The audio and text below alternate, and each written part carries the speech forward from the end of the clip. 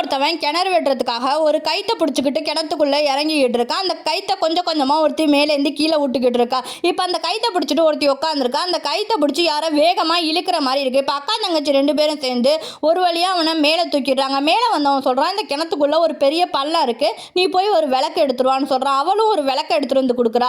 அந்த விளக்கை கைத்தை கட்டி உள்ளார அனுப்புகிறாங்க. இப்போ அந்த விளக்கை எடுத்துக்கிட்டு ஒரு பானை வெளியில் வருது.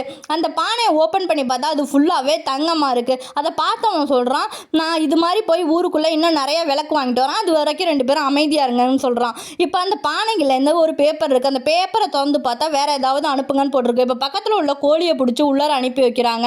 அந்த கோழியை எடுத்துக்கிட்டு மறுபடியும் ஒரு பானை மேலே வருது. அந்த பானையும் பார்த்தா அது ஃபுல்லாகவும் கோல்டாக இருக்குது. இப்போ விளக்க வாங்க போனவன் ஒரு வழியாக விளக்க வாங்கிக்கிட்டு வரான். இப்போ அந்த ட்ரம்முக்குள்ளே பெரிய ட்ரம்முக்குள்ளே வச்சு விளக்கு ஃபுல்லாக உள்ளார அனுப்புகிறாங்க. ஆனால் அந்த கிணறு விளக்க எடுத்துக்காமல் விளக்க திருப்பி அனுப்பிடுது.